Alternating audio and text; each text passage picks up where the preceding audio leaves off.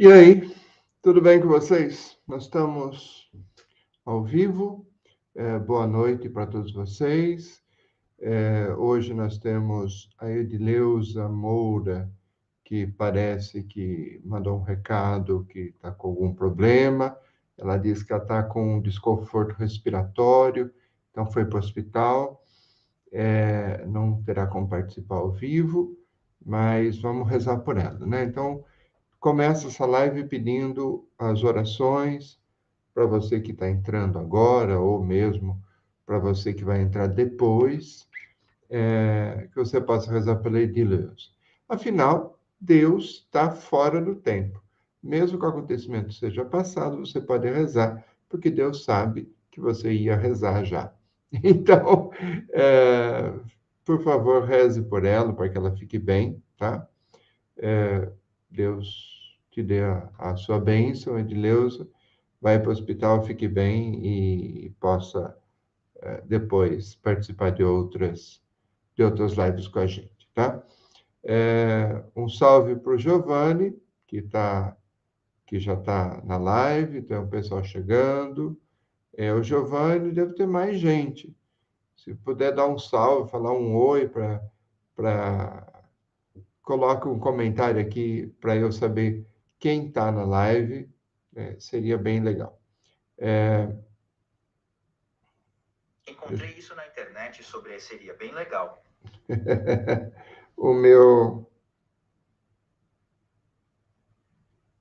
A minha Siri resolveu participar também. Então vamos lá.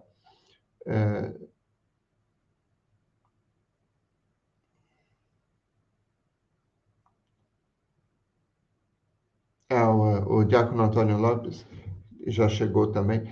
Diácono, eu estou com a sua tese impressa, eu vou começar a ler e depois eu quero conversar com você sobre a sua tese, tá? Quem sabe a gente faça uma live sobre isso, sobre a questão da pastoral familiar e tal. Pode ser uma boa conversa entre nós. O Fernando Rezende está aí também. Boa noite, Fernando. Deixa eu ver quem mais que já entrou. A Eleusa Vaz de Barros Macedo. Eleusa, seu nome é grande, hein?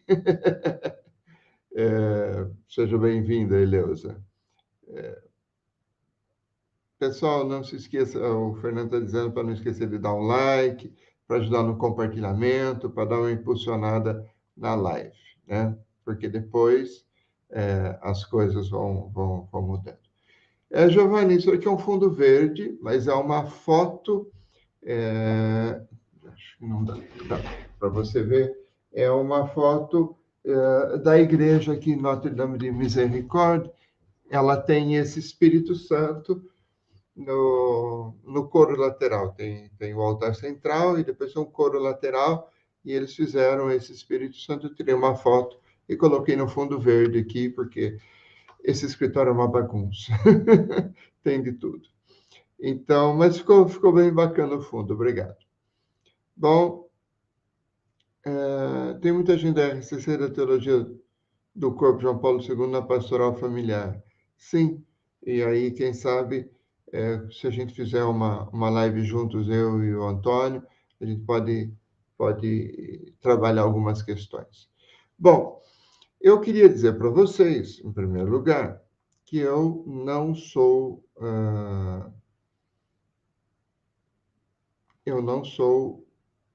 especialista, tá? Então, meus irmãos, minhas irmãs, me desculpem, não sei se vocês conseguem ver aqui, tá? Em todo caso, a minha tela está dizendo assim, olha, eu não sou especialista, não sou mesmo, em Bíblia, né?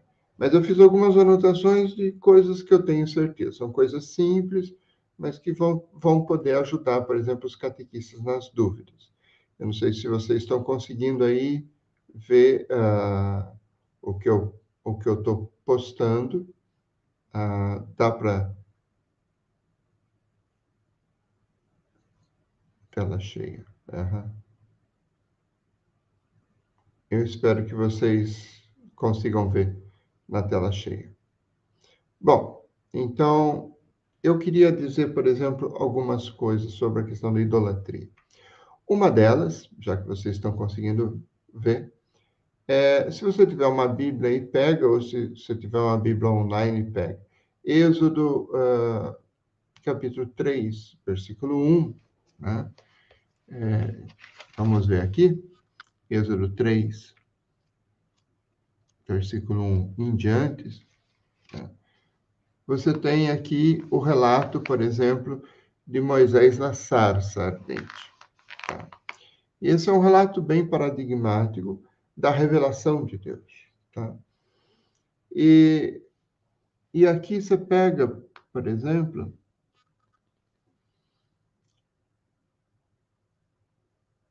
o Senhor, no versículo 4. O Senhor viu que ele se aproximava para observar, e então, do meio da sarça, Deus o chamou: Moisés, Moisés. Aí ele vai conversar com Moisés, vai conversar com Deus, vai ver que aquela sarça que deveria estar pegando fogo não está pegando fogo. E aí Deus diz: Olha, tenho uma missão para você. Deus disse o Senhor, versículo 7, de fato tenho visto a opressão sobre o meu povo no Egito, tenho escutado seu clamor por causa dos seus feitores e sei que eles estão sofrendo.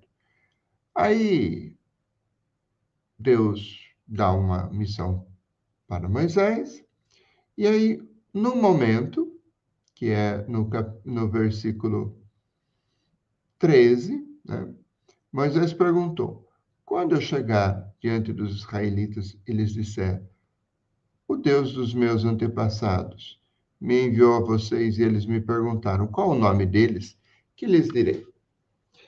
Então veja, aqui é que mora a questão da idolatria. Né? Eu sei que é complicado um pouco, tá? Mas acho que quando a gente vai falar de idolatria, a gente tem que trabalhar esse texto, né?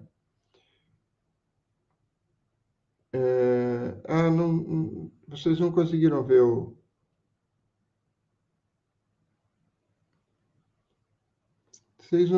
depois me coloca aqui para eu saber. Vocês conseguem ver a minha tela ou não? Se não conseguem, tudo bem. Se eu conseguir mostrar a tela para vocês, fica um pouco mais fácil. Bom, quando você vai falar de idolatria no Antigo Testamento, os nossos irmãos evangélicos, e aqui eu queria deixar esclarecido uma coisa, né? Eu estudei com os evangélicos, tá? Eu estudei com os evangélicos.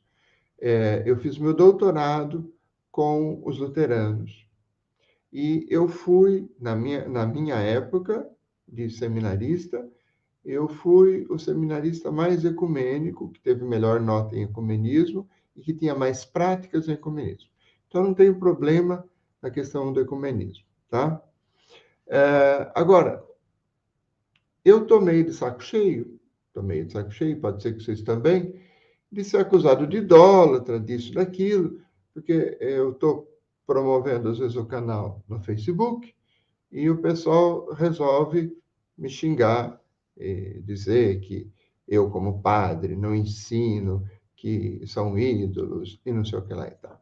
Então, por isso, eu quero começar a trabalhar um pouco essa questão. Moisés chega para Deus e pergunta: qual é o seu nome?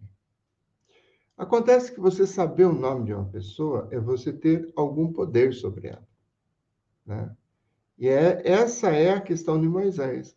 Moisés quer saber quem é esse Deus que está agora lhe chamando. Então, ele vai ter uma certa possibilidade de acesso a esse Deus. E Deus responde com uma coisa muito interessante, né? Deus responde, a resposta de Deus é muito interessante.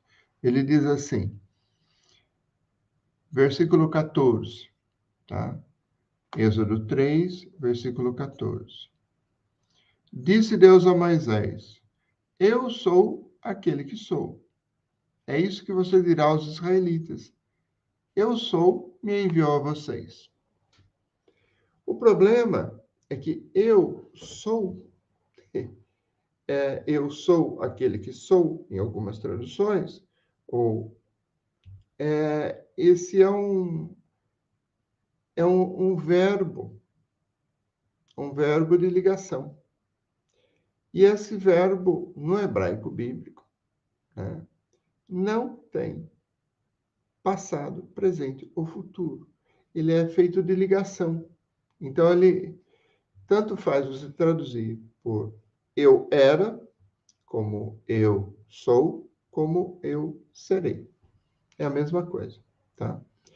Agora, eu sou aquele que sou, que é a tradução mais literal que a gente vê nas Bíblias, né? Com essas três possibilidades, eu era, eu sou e eu serei, você tem eu sou aquele que sou. Então, você tem duas vezes o verbo ser na mesma frase. Ou seja, cuidado, presta atenção, que vai fundir a cabeça agora, tá? Você pode traduzir assim: eu era aquele que era, eu era aquele que sou, eu era aquele que serei. Eu sou aquele que era, eu sou aquele que sou, eu sou aquele que serei. Eu serei aquele que era, eu serei aquele que sou e eu serei aquele que serei. Veja, você pode, esses dois verbos, ser, que podem ser traduzidos por era, sou e serei, passado, presente e futuro, você pode substituir passado, presente e futuro, passado, presente e futuro. Ou seja, você tem 9 possibilidades de tradução. Veja como Deus faz para que Moisés não tenha a possibilidade de manipulá-lo. Aqui que nós estamos falando na questão do perigo da idolatria. Por quê? Porque quando você fala de idolatria no Antigo Testamento, você está se referindo à sociedade do Egito, que era uma sociedade que ela vai manipular as pessoas em nome de Deus. E é justamente isso que Deus está querendo tirar os israelitas dessa sociedade. Então, você precisa tirar os israelitas, mas você não pode colocar os israelitas numa sociedade igual. Você precisa tirar a sociedade, os israelitas da sociedade e tirar a sociedade da cabeça dos israelitas. Isso não é simples. Oi, diácono, tudo bem com você? Que bom que você estava rezando. Seja bem-vindo. Então, veja, quando você pega esse texto de Êxodo, capítulo 3, você vai entender que Deus não aceita manipulação, nem daquele que ele está chamando, que é o Moisés. Nem daquele que ele está chamando. Agora,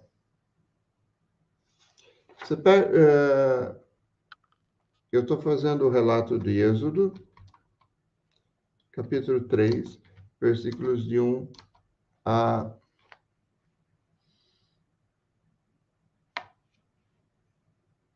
22. Tá?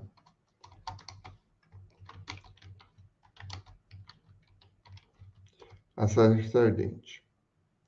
Esse é o texto que nós estamos trabalhando. Então, eu sou aquele que sou.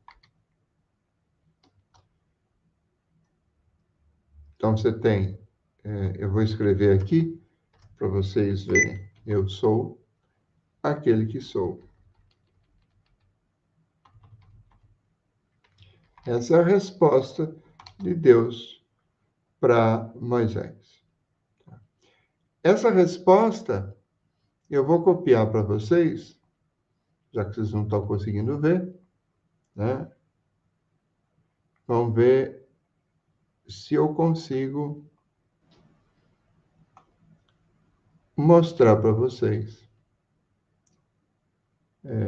pelo chat. Como é que fica? Vai dar sim. Vai dar sim. Veja como é complexa a resposta.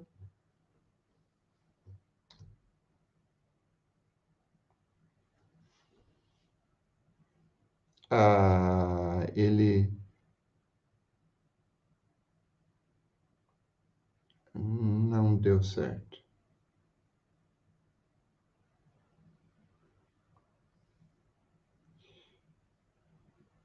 Ele desconfigura.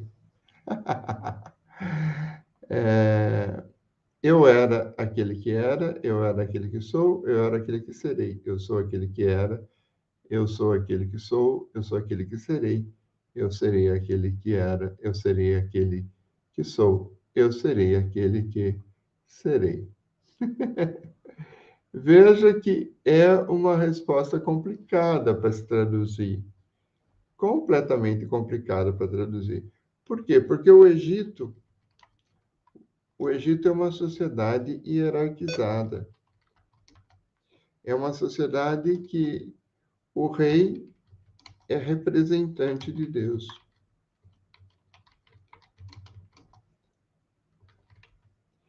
E é esse Deus que sustenta toda a dominação. Tá?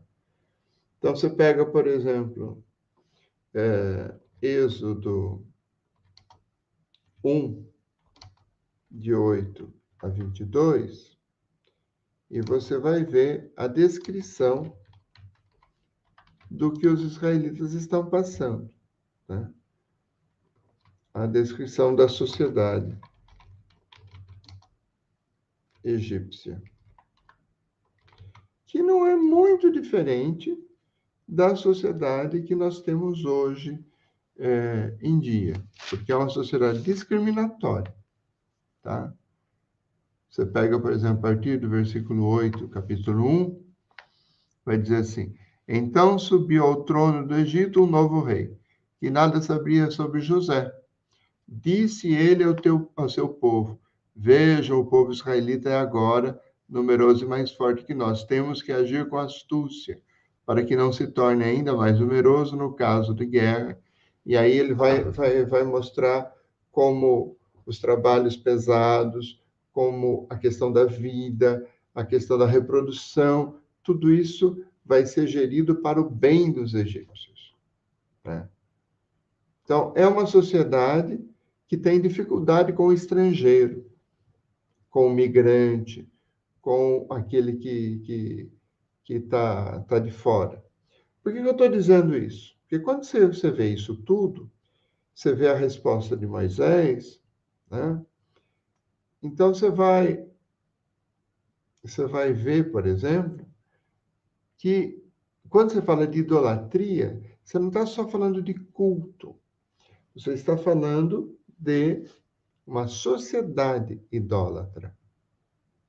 E isso é bem interessante, que a gente vai ver, por exemplo, Êxodo 20, de 1 a 17, que é o texto que os nossos irmãos nos acusam, né? Que nós fazemos idolatria. Os mandamentos, Êxodo 20, de 1 a 17, é o texto clássico, né? Em que ele vai mostrar: Eu sou o Senhor teu Deus, que te tirou do Egito, da terra da escravidão. Tá? E aqui ele vai mostrar, então, quais são os mandamentos. Não terás outros deuses além de mim, não farás para ti nenhum ídolo, nenhuma imagem de qualquer coisa no céu, na terra ou nas águas debaixo da terra. não te prostrarás diante deles, nem lhes prestarás culto, porque eu, o Senhor teu Deus, sou um Deus zeloso, ciumento, que castigo os filhos pelos pecados de seus pais, até a terceira e quarta geração, daqueles que me desprezam. Mas trato com bondade até 1000 gerações aos que me amam e obedecem os meus mandamentos. Não tomarás em vão o nome do Senhor teu Deus. E aí vai dizendo, vai mostrando todos os mandamentos, tá? Então, quando você conhece a sociedade egípcia, você começa a interpretar os mandamentos a partir da situação que ele é concreta, tá? O Fernando está dizendo aqui que a sociedade egípcia, e a nossa também, era uma pirâmide. Não só o túmulo dos faraós era uma pirâmide, mas o estilo de sociedade. Poucos em cima e muitos na base, onde os poucos de cima esmagam a base, como diz Carlos Mestres. É. Ótima colocação, Fernando. É bem isso. Agora, por que eu comecei falando dessas duas coisas? Da resposta de Deus para Moisés, que Deus não quer deixar Moisés poder manipulá-lo, e da sociedade egípcia do seu tempo. Porque a partir daí, você entende um pouco o que nós estamos falando de idolatria. A questão de idolatria não é só a questão de fazer ou não fazer imagens. Porque se você pegar, e eu vou escrever aqui, Êxodo 25, né? Do versículo.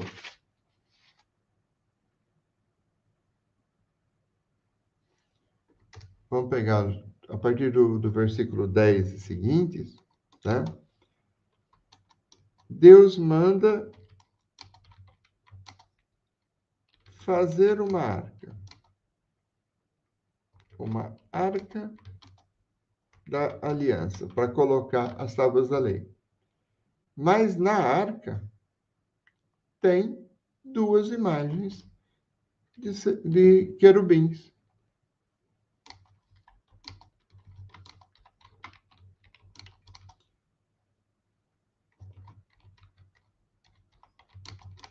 E querubins de ouro. Então, veja bem. Se você pega...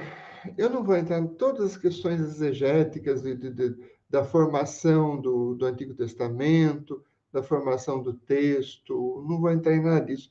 Não sou especialista para isso, tá? Mas se você pegar, por exemplo, nós estamos falando do texto de Êxodo, tá?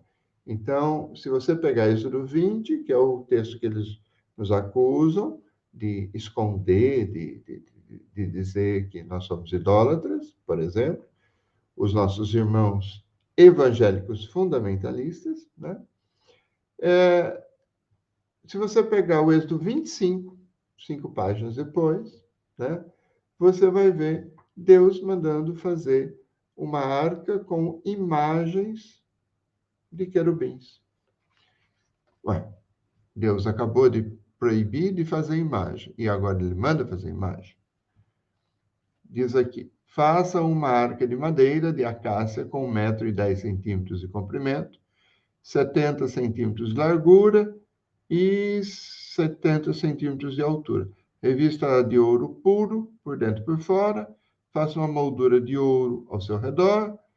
Mande fundir 4 argolas de ouro para ela e prenda-as em seus 4 pés com 2 argolas de um lado e 2 de outro. Depois faça varas de madeira, né? Faça uma tampa de ouro puro com 1,10 m de comprimento, com 70 centímetros de largura, 2 querubins de ouro batido nas extremidades da tampa. Faça um querubim numa extremidade e o segundo na outra, formando uma só peça com a tampa. Ora, então nós temos no mesmo texto bíblico, nós temos Deus mandando não fazer imagens e temos Deus mandando fazer imagens. Como fica, então, essa questão?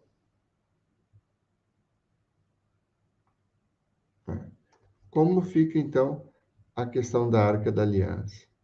Tá? Aqui o texto. Tá? Como fica, então, essa questão?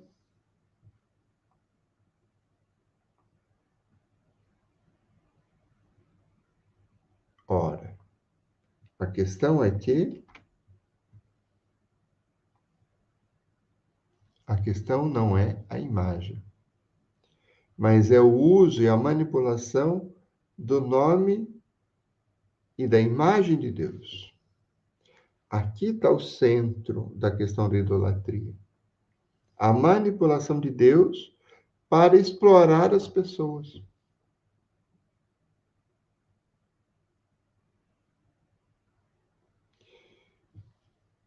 O diácono Antônio Lopes está me lembrando que a TEB, a Tradução Ecumênica da Bíblia, já faz diferença entre ídolos e imagens. Sim. Mas os nossos irmãos evangélicos só conseguem trabalhar com a Almeida, Antônio. Isso é verdade. Mas quando eu vou falar com eles, eu tenho que trabalhar com a edição Almeida, revista e atualizada. Porque eles não conseguem, a maioria não tem acesso à TEB, não tem acesso à nova versão internacional, não tem acesso à Bíblia de Jerusalém e tal. Mas você tem razão. Tá? Bom, aqui, então, a gente começa a ver, pegando pelo argumento fundamentalista, pegando por esse argumento, que o problema não é só imagem, né? A questão, o ídolo não é, a idolatria não é a questão da imagem.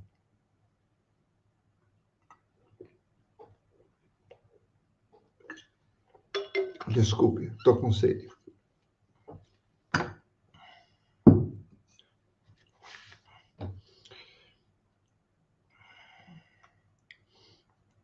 O Fernando está dizendo que a idolatria é um estilo de vida, onde ocupamos o lugar de Deus. Isso é bem verdade. E temos idolatria na Igreja Católica e temos idolatria nas igrejas protestantes também, onde o pessoal idolatra alguns pastores. Mas vamos mais para frente, tá? O Antônio Lopes diz, assim como católicos, eles também não querem aceitar a Bíblia ecumênica, sim. Né? Tem gente que não aceita ecumenismo de jeito nenhum. Bom, qual que é o problema aqui? O problema é de leitura da Bíblia. Primeiro, você tem uma leitura que ela é fundamentalista. Ela se baseia, a leitura fundamentalista se baseia nos 5 sola de Lutero. Só a Bíblia, só Cristo, só fé, Bíblia, Cristo, fé, são 5, agora eu não lembro todos eles de cabeça, mas o problema é que você tem que ler a Bíblia só com a Bíblia, você não pode dar nenhuma outra explicação. Então, você tem que ler a Bíblia pela Bíblia, e é o que a gente chama de fundamentalismo. Eles não aceitam explicações históricas, não aceitam explicações linguísticas, não aceitam explicações literárias, tá? Mas, eu estou pegando o argumento fundamentalista. Se você pegar a partir do argumento fundamentalista, veja capítulo 3 de Êxodo, veja capítulo 20 e capítulo 25. Então, você vai vendo que a questão não é só a questão de imagem, tá? Bom, aqui que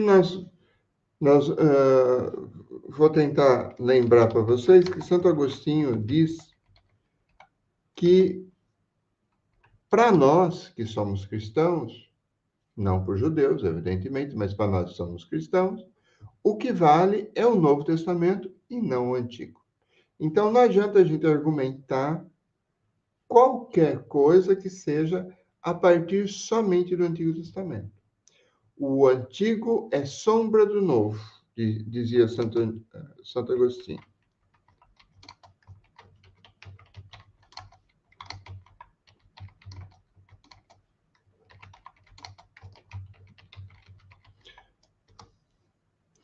Bom, se a gente for falar que o Antigo é sombra do Novo Testamento, então como que a gente teria que ver essa questão, por exemplo, da idolatria no Novo Testamento? Vamos começar por Jesus. Eu estou pulando aqui todos os profetas. Eu não estou fazendo aqui um estudo de todo o Antigo Testamento. Eu só peguei os textos do Êxodo, tá? Que é uma leitura fundamentalista, fundamentalista, e estou pulando para Jesus. Estou deixando para trás todo o estudo dos profetas. E aqui eu recomendaria a gente, numa outra live, estudar os profetas, idolatria, os profetas, e a questão da caridade, dos pobres e tal. O estudo dos profetas teria que deixar para 1, 2, 3, 4, 5 lives, não sei quantas, tá? Agora, se você pegar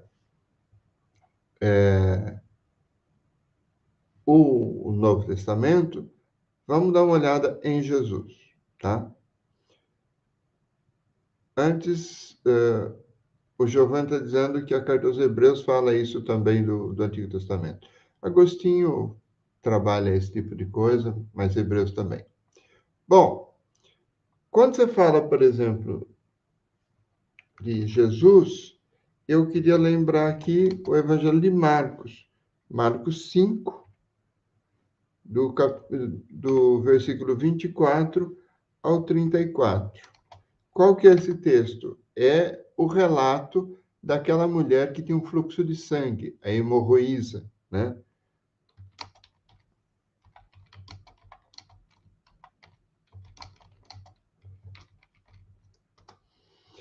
A mulher que tinha um fluxo de sangue, tá aí o texto, Marcos 5, de 24 a 34, que ali é um texto intercalado.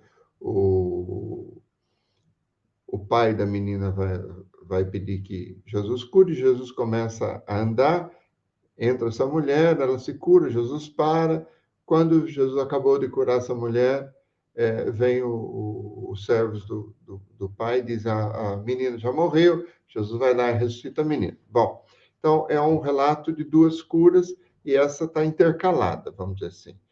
Mas, quando você fala, né, por exemplo, da mulher com fluxo de sangue, você tem uma coisa interessante. Você tem uma mulher que toca no manto de Jesus e Jesus a cura sem saber, que é uma coisa esquisita, né? Ou seja, Jesus sente que curou, então procura para saber quem foi, descobre quem é a mulher, confirma a cura e tudo tal. Mas veja, esse é um texto interessante porque é uma mulher que toca numa veste. Então, nós estamos falando não exatamente de Jesus, mas na veste de Jesus. E Jesus vem depois, porque a mulher não chega a tocar em Jesus, embora tivesse uma multidão comprimindo Jesus, tá?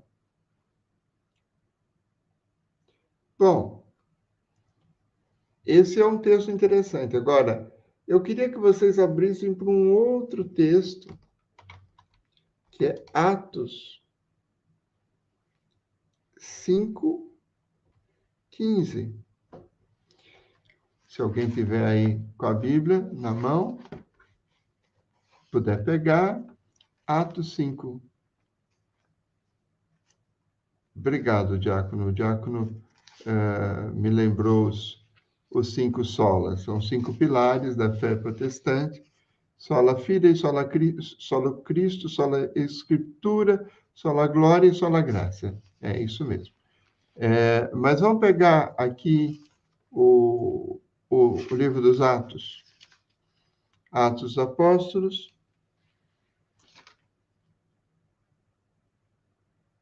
Opa.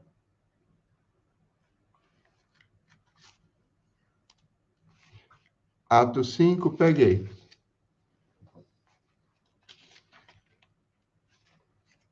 Estou meio perdido. Eu não sei se eu oriento o bate-papo ou se eu... Aqui. Ou se eu procuro na Bíblia. Então, vamos lá. Atos 5, 15, diz assim.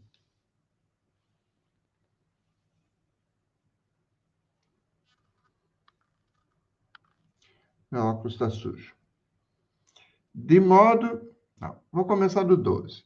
Os apóstolos realizavam muitos sinais e maravilhas entre o povo. Todos os que creram costumavam reunir-se no pórtico de Salomão. Dos demais, ninguém ousava juntar-se a eles, embora o povo estivesse em alto conceito. Em número cada vez maior, homens e mulheres criam no Senhor e lhes eram acrescentados. De modo, aqui está o 15, de modo que o povo também levava os doentes às ruas e os colocava em camas e macas, para que, pelo menos, a sombra de Pedro se projetasse sobre alguns enquanto ele passava. Veja sendo realizado aquilo que Jesus prometeu. Alguns realizarão coisas maiores do que eu. Jesus nunca curou com a sombra, mas Pedro cura com a sombra. Interessante. Isso nós iríamos falar que é idolatria de Pedro, então? Então, nós estamos idolatrando Pedro, é isso? Está no livro dos Atos dos Apóstolos. Agora, tem um outro texto que eu queria que vocês vissem, que esse é mais chocante. É Atos 19, 12. Eu vou colocar aqui na tela, tá? Atos 19, 12. Deixa eu ver se eu consigo colocar na tela para vocês. Né? Pegue aí o livro dos Atos 19, quando fala de Paulo, né? Pedro curava com a sombra, né? E aqui fala de Paulo, uma coisa, está na Bíblia, uma coisa que qualquer evangélico vai ter horror de ouvir falar, mas está na Bíblia, não estou inventando nada, não. 12. Vou começar do 11, um pouquinho antes. Paulo está em Éfeso, capítulo 19, Paulo está em Éfeso. Versículo 11 diz assim: Deus fazia milagres extraordinários por meio de Paulo. Ok. De modo que até lenços e aventais que Paulo usava eram levados e colocados sobre os enfermos. Estes eram curados de suas doenças e os espíritos malignos saíam deles. Opa, peraí. Quer dizer que nós temos uma relíquia, uma imagem, um objeto de Paulo, que é transportado. Paulo não está ali. Paulo não está ali. É um objeto de Paulo que é transportado para um doente e até os espíritos malignos, até exorcismo dá para fazer com um objeto de Paulo. Ora, nós estamos falando então de idolatria. É isso? E estamos idolatrando Pedro? E estamos idolatrando Paulo? É isso? Não.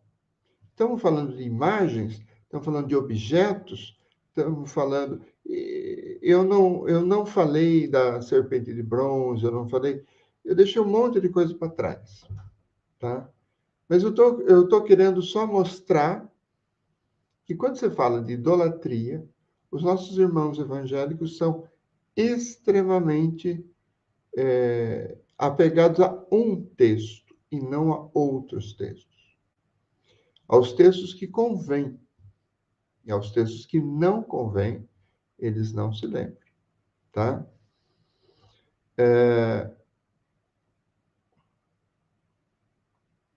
O Fernando está se despedindo, que ele está tá com compromisso. Fernando, vai lá, faça o seu trabalho, reze bem, e nós ficamos aqui rezando por você também, tá? Bom,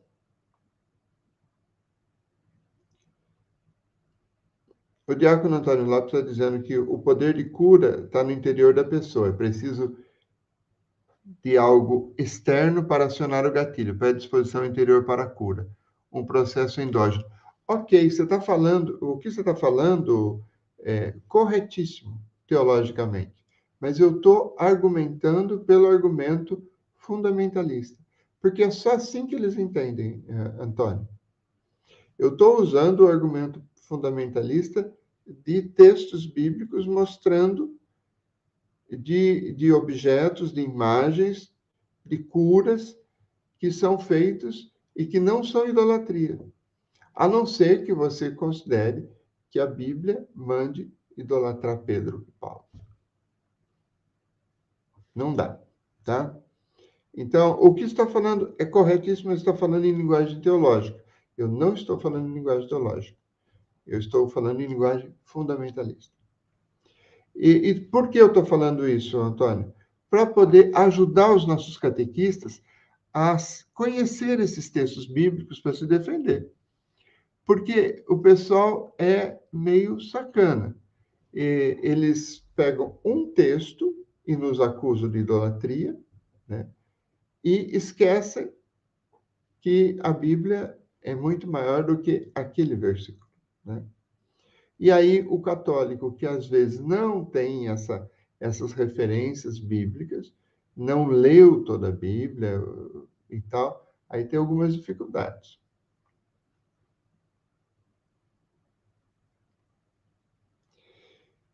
Giovanni, você está correto. A idolatria está relacionada com a divinização da política e da economia, né? Mas aí que está. Não tem a ver com imagem, tem a ver com política, com economia, com exploração. Idolatria é outra coisa. Não é só imagem, tá? Aqui o Fernando dizendo. Opa.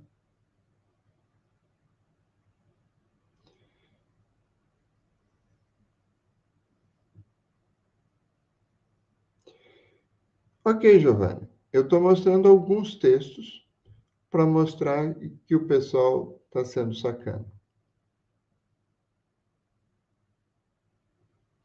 Rinkelamert tem todo um texto, todo um livro sobre isso. Tem todo um livro sobre isso e o livro dele é ótimo.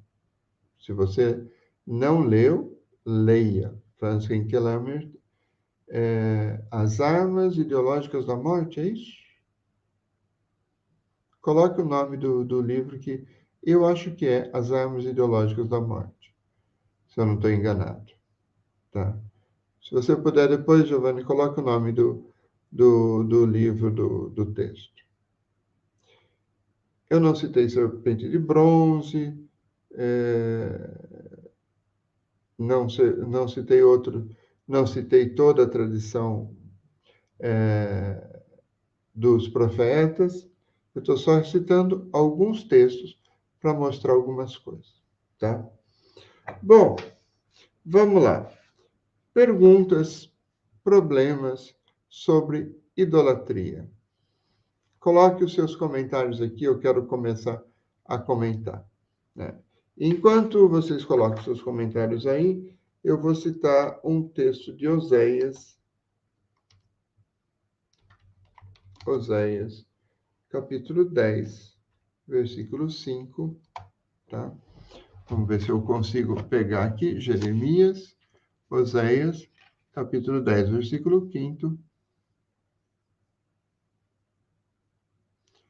Ele vai falar sobre Israel idólatra, e eles dizem assim: o povo que mora em Samaria teme pelo ídolo em forma de bezerro de Bet-Avém. Seu povo pranteará por ele, como também os seus sacerdotes idólatras. que se regozijavam por seu esplendor, porque foi tirado deles e levado para o Egito. Sim, e até ele será levado para a Síria, como tributo para o grande rei. Efraim sofrerá humilhação e Israel será envergonhado por causa do seu ídolo de madeira.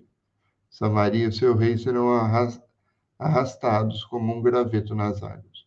Os altares da impiedade, que foram os pecados de Israel, serão destruídos. Espinhos e ervas daninhas crescerão e cobrirão os seus altares. Então eles dirão aos montes: cubra-nos, e as colinas caiam sobre nós. Esse texto é citado por Jesus quando fala da desolação de Israel, quando fala que deveria haver uma grande queda em Jerusalém, né? Ele está citando Oséias e está citando justamente por causa dos pecados da idolatria, por causa da exploração do povo, o povo será todo exilado. Oséias fala não só de idolatria, mas está falando de exílio. Então, está falando de dominação econômica e política.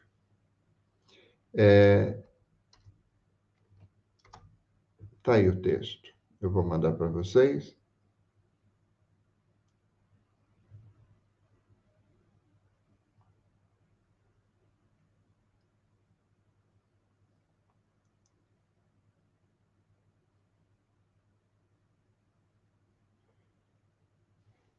Giovanni, eu não peguei a questão da serpente de bronze, porque ela está bastante ligada a uma interpretação já clássica da Bíblia, falando sobre a questão de idolatria, né?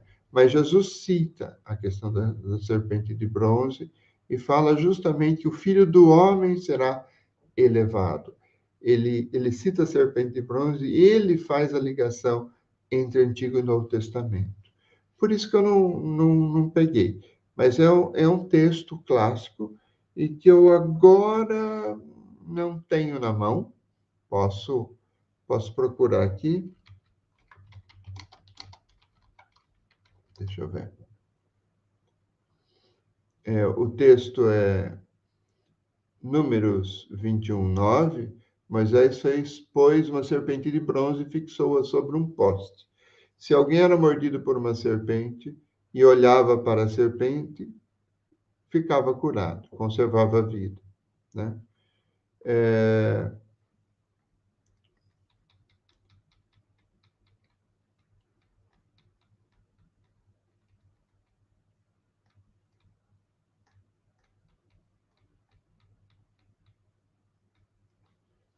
O meu texto aqui, ele fala de serpente, mas eu estou querendo procurar serpente de bronze e ele não está dando.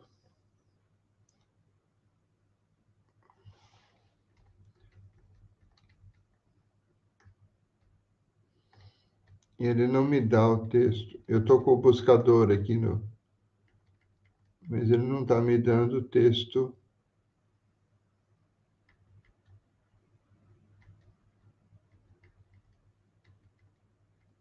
de Jesus. Ele está dando todas as serpentes, mas não serpente de bronze. Deixa eu procurar por bronze. Não, aí ele também não dá certo. Eu não tenho o texto aqui agora, preparado.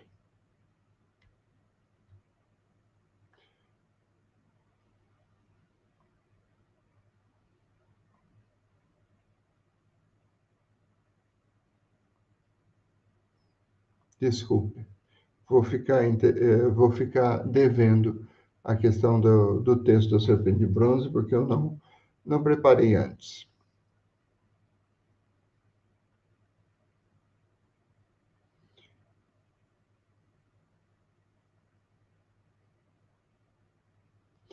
Então, Vaina, quando você fala, por exemplo, de idolatria, nós temos aqui uma idolatria de mercado.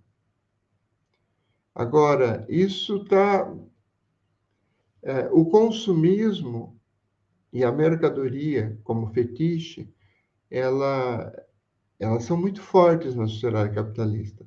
Então, você tem uma idolatria de mercado, sim, quando você fala, por exemplo, de consumo exagerado das coisas, coisas para ser jogada fora, de obsolescência programada, de obsolescência percebida, quando você fala de algumas coisas nesse sentido, né? Então, quando você usa uma economia de mercado, o que você tem é o fetiche do dinheiro e o fetiche da mercadoria, né? Esses dois fetiches causam uma idolatria. E aqui você é obrigado a comprar, você é obrigado a produzir, você é obrigado a ter dinheiro, né? Então, aqui ela é... Quando a gente fala de consumismo, nós entramos na questão do fetiche da idolatria, tá?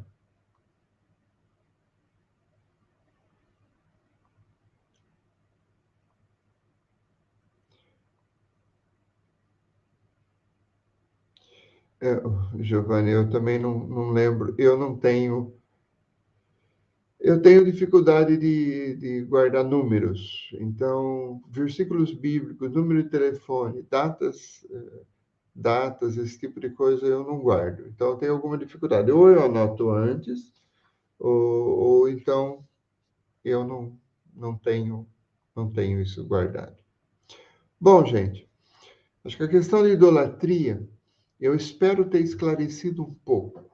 E espero que isso ajude os nossos catequistas a entender melhor. Porque senão a gente vai ficar com uma argumentação fundamentalista e evangélica de Antigo Testamento. E esse é um grande problema hoje em dia. Porque o pessoal está argumentando tudo pelo Antigo Testamento, e pelo Antigo Testamento a gente não é cristão. Então, nós não temos esse direito de argumentar tudo pelo Antigo Testamento. O pessoal fala de homossexualidade. Então, tá, todos os argumentos são do Antigo Testamento. Fala de mulher. Todos os argumentos são do Antigo Testamento. Fala de dízimo. Todos os argumentos são do Antigo Testamento. O dízimo nem é novo testamentário, por exemplo. Toda a argumentação de dízimo é veterotestamentária. Se você for ver, Atos dos Apóstolos falam de repartir, de vender até casa.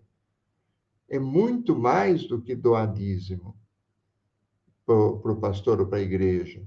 O pessoal reparte as casas, reparte as vestes, reparte os alimentos, faz coleta de uma comunidade para outra. Então, você vai vendo que tem um sentido de partilhar muito mais e multiplicar o pão do que de reservar dízimo e entregar para a igreja.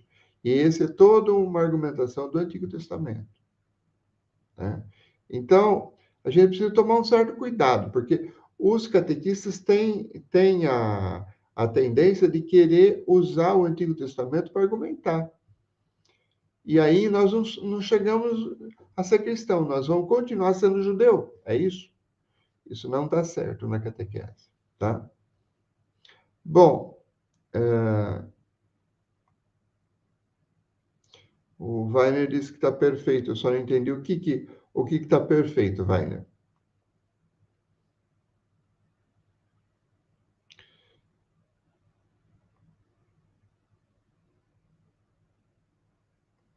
Atos fala de colocar bens em comum, de fração do pão e tal.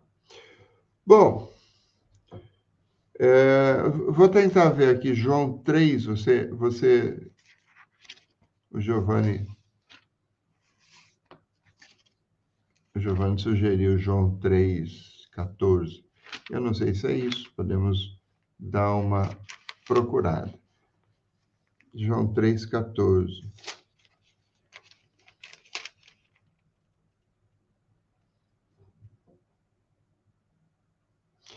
Da mesma forma como Moisés levantou a serpente no deserto, assim também é necessário que o Filho do Homem seja levantado para que todo que nele crê tenha a vida eterna. O texto está certo. João 3, 14, Jesus fala da serpente de bronze. Então, Jesus fala da serpente de bronze. Então, Jesus estaria falando de uma idolatria, é isso? Não dá certo. Então, não...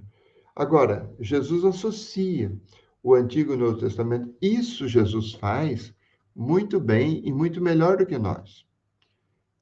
Jesus faz a passagem do Antigo para o Novo Testamento várias vezes, quando ele fala, por exemplo, que tem o Salmo que diz: assenta-te ao meu lado direito, e ele fala: olha, esse assenta-te ao meu lado direito e tal, é para mim.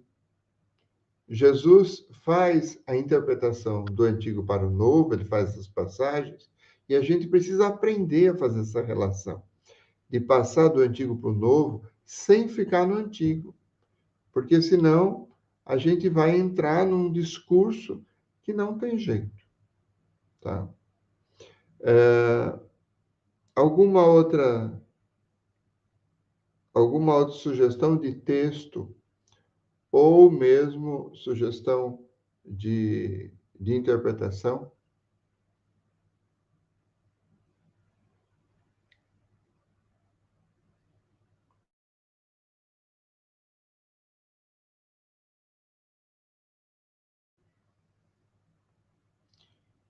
Gente, eu estou acabando a live por hoje, tá?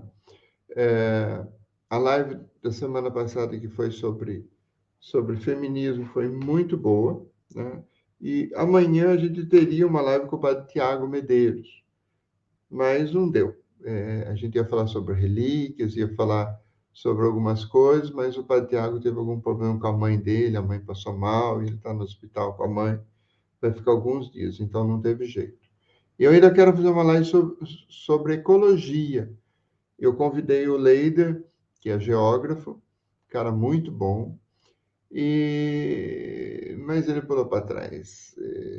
Estava com problema com o celular dele. Eu vou tentar ver se para a semana que vem, se ele consertou a questão do celular dele, se a gente consegue fazer uma coisa sobre ecologia, tá? Uma live sobre ecologia que pode ser bem interessante para nós.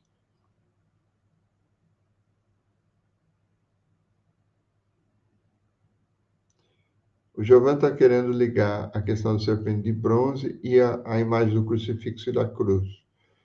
Tem uma ligação, sim. Tem uma ligação, sim, Giovanni. Bem interessante a sua ligação. Mas eu quis trabalhar a questão da Arca da Aliança justamente porque está dentro do mesmo livro que Deus diz: não farás imagens, e de repente ele manda fazer imagens. Ou Deus mudou de opinião, ou ele é contraditório em si mesmo, as duas coisas não dão certo, ou então o problema não é a imagem. Então a gente tem que pensar em outra coisa. A idolatria é muito mais profunda e ela é um contexto social.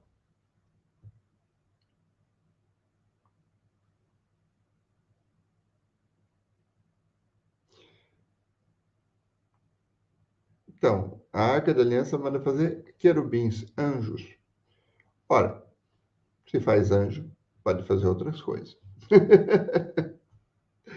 Bom, meus irmãos, muito obrigado a todos vocês. Desculpem se eu me estendi demais, mas a participação foi muito, muito interessante hoje também, tá? E quero de novo agradecer ao Fernando, que não está mais aqui, o Giovanni, o Diácono Weiner, o Diácono Antônio, a Eleusa, a Edileusa, que está no hospital, e todo o pessoal que que está nos vendo e que vai ver essa live depois. Então, se você vai ver essa live depois, pegue a sua Bíblia e confira os textos, tá bom?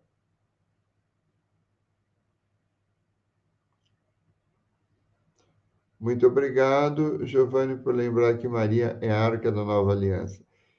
Os padres diziam que ela era o sacrário, o primeiro sacrário, porque ela esteve com Jesus dentro do seu ventre, né?